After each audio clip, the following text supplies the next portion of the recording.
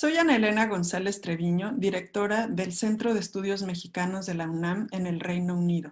La misión de las sedes de la UNAM es fomentar la colaboración y el intercambio académicos entre la UNAM y las universidades británicas, así como impulsar proyectos de colaboración entre ambas naciones, difundir la cultura mexicana y la enseñanza del español.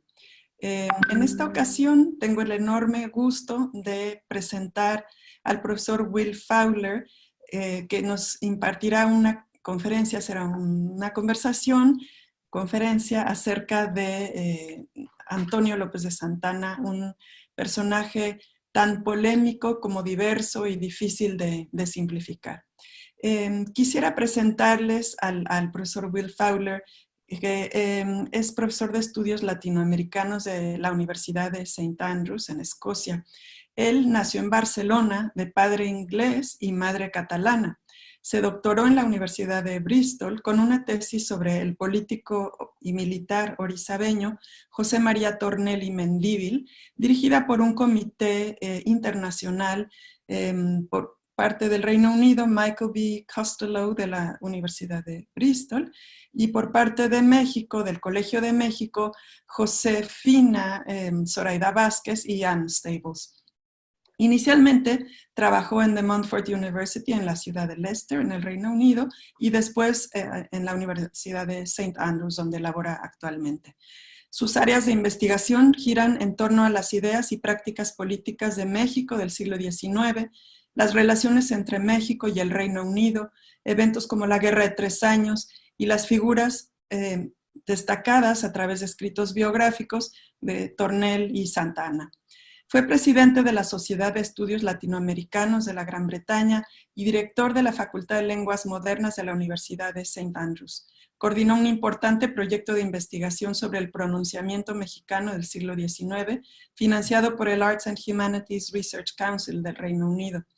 Es autor, entre muchas otras cosas, de Santa Anna, héroe o villano, originalmente Santa Anna of Mexico, La Guerra de 3 Años, 1857 al 61, publicado este año, en 2020, además de numerosos libros sobre la historia política de México y América Latina, entre los que destacan Mexico in the Age of Proposals, Tornel y Santa Anna,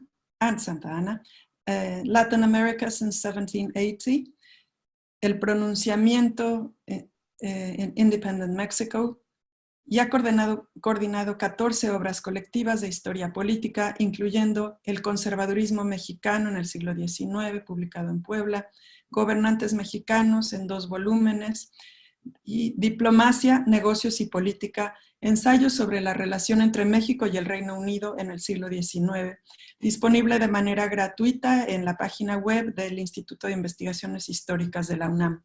Actualmente está terminando una obra teórica sobre la gramática de la guerra civil titulada The Grammar of Civil War, a Mexican Case Study 1857 al 61, y planea escribir las biografías de Maximiliano, Tomás Mejía y Miguel Miramón.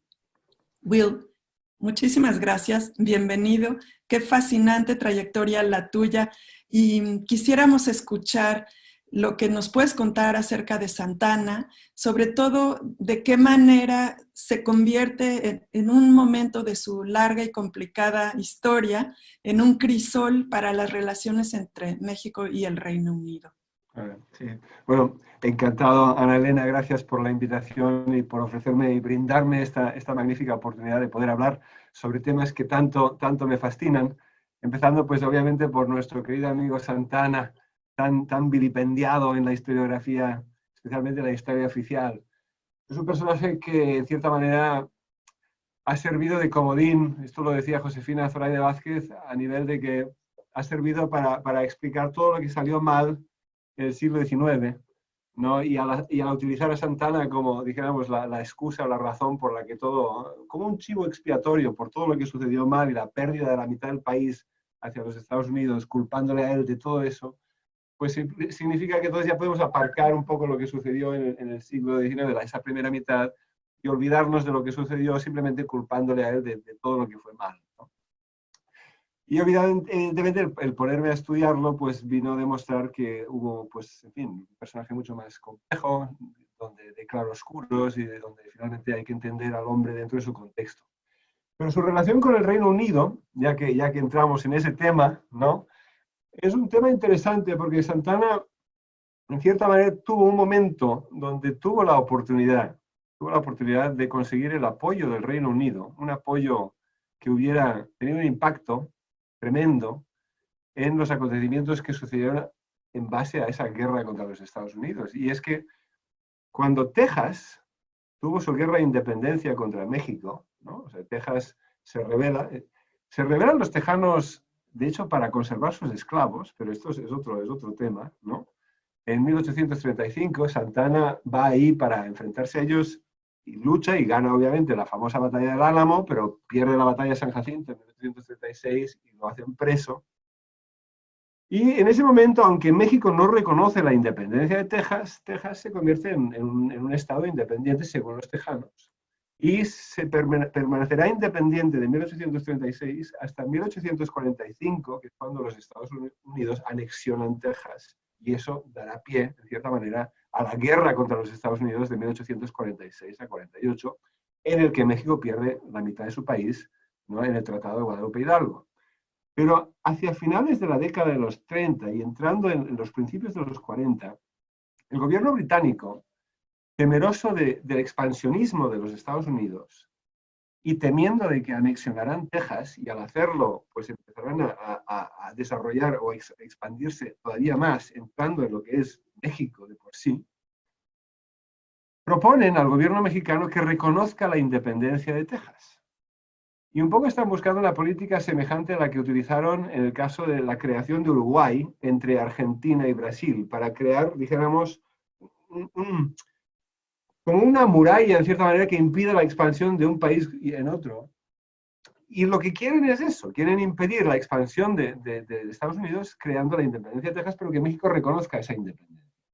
Y hay un momento, ya en el gobierno de Santana de 1841 a 43 y después de 43 a 44, esos años en que Santana vuelve a ser presidente, donde el gobierno británico le ofrece, a cambio de que él reconozca la independencia de Texas, apoyo militar británico si se da el caso de que Estados Unidos intervenga militarmente en México.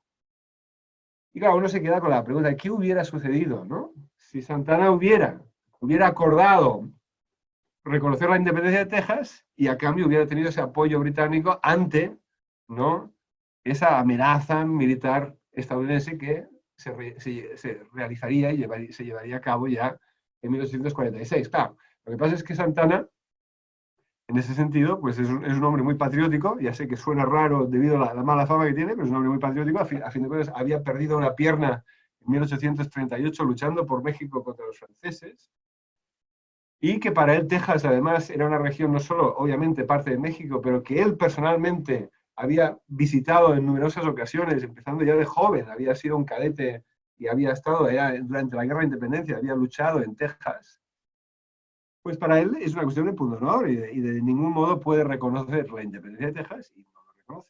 Bueno, ya, el resto es historia, el rest is history, como decimos aquí.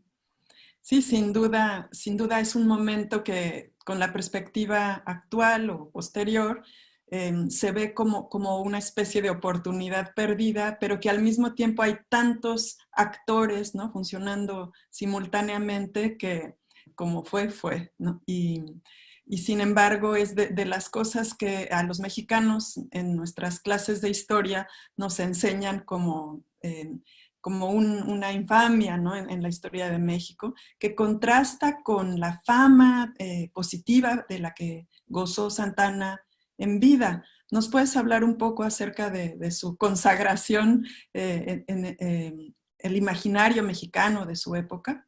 Claro, Santana, de hecho, durante su vida, evidentemente tiene enemigos políticos, pero se convierte en lo que se le llamó en su debido momento de la tentación de todos los partidos. O sea, uno ve su trayectoria política y no importa si son liberales o conservadores o centralistas o federalistas, o yorquinos y escoceses, que eran algunas de las denominaciones de su momento dado, todos en algún momento u otro lo van a buscar. Y en cierta manera tiene que ver con el hecho de que Santa Anna era un héroe militar, ¿no? Y de hecho tuvo un papel periférico en la guerra de independencia, por lo tanto no tenía enemigos claros como por ejemplo Vicente Guerrero o Guadalupe Victoria, que habían sido insurgentes y por lo tanto exrealistas, cuando hasta Bustamante los odiaba, en fin, tenían esos pleitos que les venían de la guerra de independencia. Santa Anna, al haber estado en Texas y en Veracruz, como que no tenía enemigos de esa manera, pero donde él de repente se convierte, dijéramos, en famosísimo, en un rockstar en su debido momento, es el 11 de septiembre de 1829, donde él es responsable de vencer una expedición española que viene a México, a reconquistar México, que llega desde Cuba, llega a Tampico, y en esa batalla de Tampico del 11 de septiembre, Santa Anna triunfa. Y Guillermo Prieto lo describe perfectamente en sus recuerdos, ¿no? Cómo lo describe como si hubiera una tormenta, se hubiera desatado una tormenta en la Ciudad de México de los truenos, de los fuegos, de las celebraciones. Y eso ya le da digamos, una fama que ningún otro general tiene. Y lo que vemos es que además cómo se le celebra. Se celebran estas victorias de Santa Anna de una manera que no se celebran las victorias de sus contemporáneos, en parte porque tiene figuras como Tornel precisamente en lugares clave que orquestan esta celebración de él, le convierte en una figura clave para todos. Es un nombre que su nombre lo conocen todos. Pero también es un personaje que, como prefiere quedarse en su hacienda en Veracruz, a estar en el Palacio Nacional en la Ciudad de México gobernando, tampoco se mancha en el sentido de que las veces que interviene el presidente, el momento que puede, se va de la ciudad y se regresa a sus haciendas, o se va a luchar contra enemigos domésticos o extranjeros.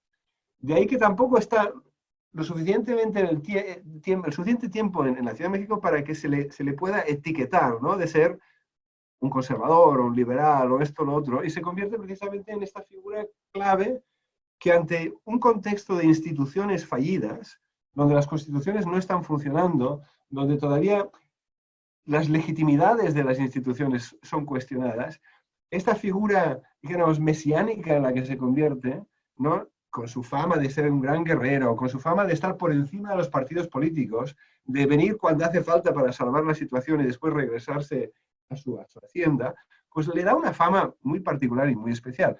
El hecho de que fuera el caudillo, además, de la región de Veracruz, también es fundamental por la importancia geopolítica de Veracruz. O sea, Santa Anna, al ser un hacendado, se convierte en un hacendado, propietario de casi todas las tierras que van desde el puerto de Veracruz hasta Jalapa, ¿no? Controla una de las regiones más importantes, porque por Veracruz entra y sale, pues, todo Dios, para decirlo de alguna manera, y todo el comercio, y él lo controla. Él si quiere, dijéramos, poner a la capital en un aprieto, solo tiene que, dijéramos, tomar el puerto, tomar el dinero que hay en el puerto y armarse y enfrentarse al gobierno nacional. O sea, eso también le da. Entonces lo que tenemos es esta figura. Sus victorias militares se recuerdan más que sus derrotas, que las hubo claramente, como la derrota de San Jacinto, pero la gente recuerda esas victorias hasta el punto que ya en 1838, cuando uno hubiera pensado que después de lo que sucedió en Texas ya sería un personaje caído, ante la guerra de los pasteles, o sea, los franceses ocupan, digamos, empiezan un bloqueo de los puertos e intentan tomar Veracruz. ¿A quién buscan? A Santa Anna, porque es ese héroe. E incluso después de la guerra contra los Estados Unidos, que de nuevo uno pensaría que no perdió la guerra a propósito, ni firmó el Tratado de Guadalupe Hidalgo por el que se cedió la mitad del país, no hizo nada de eso, ¿no? Aún después de esa derrota, que sí él era el presidente y el general en jefe en aquel momento, aún entonces lo siguen yendo a buscar en 1853 para que vuelva a ser el dictador de México en ese último gobierno del 53 al 55. Es solo después de ese gobierno que ya la fama de Santa Anna, dijéramos, ya cae, ¿no? Y se crea la leyenda negra que dura hasta el presente. Sí, y esto me lleva al otro ángulo que nos interesa explorar en esta serie de conferencias, que tiene que ver con la relación con la Ciudad de México, ¿no? Porque es un poco amor-odio en este caso, ¿no? Esto se percibe, porque por un lado es el centro del gobierno al que él se opone por sus actividades en la costa, que en ese momento, como dices, es el punto de entrada de todo, en particular la costa del Golfo, el estado de Veracruz. y por el otro se asocia Santana con el creador del sistema centralista que se vierte todo en la Ciudad de México. ¿Nos podrías hablar un poco acerca de esto, por favor? Sí, bueno, son dos aspectos muy importantes de su carrera y son dos aspectos muy importantes tanto para Santana como para México en general. O sea, estamos hablando de, uno, por un lado, el peso y la importancia de la Ciudad de México, ¿no? Y por otro lado tenemos la importancia de un sistema federal o un sistema centralista en términos de cómo gobernar un país como México, ¿no? Con lo inmenso que es, con la variedad que caracteriza al país y la diversidad.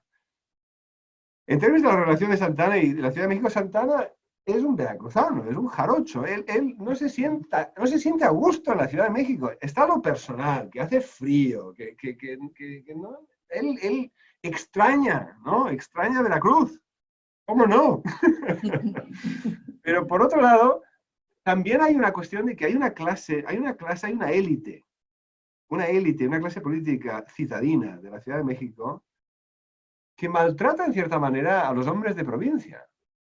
O sea, que él se siente como que lo tratan como, que lo trata muy bien cuando les va bien tratarle bien, pero cuando no, no, entonces es un tirano, es un traidor, es un tirano, demás, ¿no?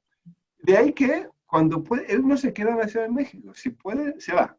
Eso es lo personal, digamos, ¿no? Y además es un hacendado, como descubrí ya trabajando en los archivos regionales de Veracruz, es un hacendado hecho y derecho que se dedica a sus tierras. O sea, no es un señor que compra tierras y después ahí las deja. No son latifundios. Él está, ¿no?, yendo de un lado del otro de la hacienda, asegurándose de que están cultivando lo que deben, o que están criando el ganado que hace falta, etc. Ahora bien, la cuestión de federalismo y centralismo, Santana, como muchas figuras políticas de esta época, pasa por una evolución política. O sea, el Santana joven es federalista. O sea, Santana de la década de los 20, de 1820, es un federalista acérrimo, muy amigo de Vicente Guerrero, ¿no? Y de hecho su rebelión de 1832 contra el gobierno de Anastasio Bustamante es precisamente con el estandarte del federalismo. Él es un federalista, porque lo que se entiende es de que a él lo que le preocupa, sobre todo y ante todo, es Veracruz. Ahora bien, una vez que va pasando el tiempo y la Constitución Federal de 1824 se vive como si fuera un fracaso, ¿no? Y se ve Texas, lo que pasó en Texas y lo que está pasando en Yucatán, ¿no? Donde lo que ellos interpretan como que el federalismo conduce al secesionismo, ¿no? Y a la independencia de estas regiones, y llegan, ¿no? Hay una decepción con el federalismo y una evolución donde muchas figuras políticas, incluyendo Santana, habiendo sido federalistas, se vuelven centralistas. Porque la experiencia les ha demostrado de que el federalismo no funciona. Ahora bien, aunque Santa Anna se vuelve centralista, es un centralista donde crea un gobierno centralista, pero con un sabor muy fuerte veracruzano, en el sentido de que su ministro de guerra, ¿no?, José María Tornel, es de Orizaba, ¿no? Su ministro de Hacienda, Ignacio Trigueros, es veracruzano también. O sea que son... Entonces, sí que es centralista, pero nunca se olvida de su región, nunca se olvida de Veracruz. Hasta el punto donde yo creo, y lo que yo he visto, claro que esto está cambiando, ¿no? Pero si cuando yo empecé a investigar a Santana, iba por México y hablaba de Santana y todos lo condenaban, si había una región del país donde todavía encontraba gente dispuesta a perdonarle, era en Veracruz. O sea, que todavía lo recuerdan como una figura que hizo bien para esa región. Sí. Sí, es que es justamente esa complejidad y esas opiniones exacerbadas, ¿no? Nunca moderadas acerca de Antonio López de Santana, de una manera que provoca la reflexión acerca de lo que llamas en tu libro héroe o villano, ¿no? Y no sé si se pudiera reconstruir un poco la fama de este hombre en su contexto, ¿no? Finalmente, las cosas que rodean a los acontecimientos históricos son fundamentales, ¿no? Con valores que estaban vigentes en la época y que parece un poco una apuesta, ¿no? Si se le apuesta a un lado o al otro lado y bueno, sí habrá una un predominio por el acceso a la tecnología, por ejemplo, de las armas o estrategia militar, si llueve o no llueve, pero finalmente hay ideales heroicos, ¿no? Que están plasmados en el himno nacional mexicano, ¿no? Que responden a ideales del siglo XIX y que contribuyen a la conformación pues de América Latina como la conocemos, ¿no? Está el caso de Bolívar y, bueno, los exilios de Santa Anna en distintos lugares. Tengo entendido que en Colombia es donde está también una temporada, y que tienen que ver con su propia construcción de sí mismo, ¿no? Como un ideal de lo que él consideraba, o no sé, sus propias habilidades militares, políticas. Claro, es que por un lado, todos son productos de su tiempo, ¿no? Como lo somos nosotros, ¿no? Entonces, la importancia es, cuando uno estudia la historia, es intentar entender el contexto en el que estas figuras se movieron, ¿no? Y que quizás ideas que tuvieran entonces ahora nos resultarían totalmente nefastas. Pero hay que entender que en ese contexto, en ese momento, en esa época, ¿no? Pues pensar de esta manera, pues, o de otra manera, pues tenía su sentido si se entiende qué es lo que estaba pasando en ese momento, ¿no? De ahí que, por ejemplo, una figura como Santana, el hecho de que acabe habiendo sido un republicano y un federalista, no esté manejando la idea de invitar a un príncipe europeo a México durante su dictadura de 1853 a 55, también hay que entenderlo en un contexto de desesperación, donde tenemos a los Estados Unidos amenazando con volver a atacar a México porque quieren llevarse parte ahora de Arizona y Nuevo México, ¿no? Que acabará siendo la venta de la mesilla, ¿no? Pero ahí está esa amenaza. Y la idea y también la sensación, después de varias décadas de haber experimentado con constituciones federales y centralistas, liberales, todas esas constituciones, buscando que haya representación nacional, que haya sufragio efectivo o al menos pues un sufragio bastante generalizado, y tras una decepción tras otra llegar a la conclusión de que el pueblo mexicano no está listo para tener un gobierno representativo y que lo que hace falta es una dictadura, ¿no? O sea que hay un periódico santanista de 1849, La Palanca, que curiosamente los ejemplares están aquí en Inglaterra, en el British Library, ¿no? Y en La Palanca dice, ¿no? Que el pueblo mexicano lo que necesita no solo es un médico, pero un guardián. O sea, un médico que le dé la medicina que necesita, pero un guardián que se asegure de que se la tome, ¿no? Pero la gente que está diciendo esto, en 1849-50, en 1820 estaban diciendo pues, que la gente tenía que tener derecho al voto, que necesitábamos una constitución liberal, ¿no? Y el hecho de que Santana también ya esté buscando la idea de un príncipe europeo es también para vincular a México con un poder europeo para contrarrestar la amenaza de los Estados Unidos. O sea que también volvemos a donde hemos empezado. Hay que entender el contexto, y porque una figura parezca que esté adoptando una posición de traidor, también hay que entender cuál es el contexto en el que lleva eso a cabo. Yo no digo que Santana fuera un ángel, ¿no? Ni que fuera bueno o malo. Finalmente, la pregunta de héroe villano finalmente es una pregunta que deberíamos olvidar o evitar, ¿no? Que el libro viene a decir esto, supongo, ¿no? Aunque plantea esta pregunta, finalmente ni héroe ni villano, simplemente es un hombre de su momento. Un caudillo, ¿no? Como los hubo a lo largo, mencionabas a Bolívar, pero igual que hubo como él, es un fenómeno que vemos a lo largo de Hispanoamérica, ¿no? En esta época. O sea, él está aquí, pero tenemos a Páez en Venezuela, tenemos a Carrera en Guatemala, tenemos a Castillo en Perú, ¿no? Santa Cruz en Perú y Bolivia, son todas figuras como él, porque es un contexto donde las instituciones no están logrando funcionar y la gente busca a individuos mesiánicos, por lo general militares o hacendados, con cierta vena populista, que se conviertan en digamos, los líderes, ¿no? Necesarios, los gendarmes necesarios en ese momento. Igual me estoy yendo por aquí, por las ramas con mi excitación santanista.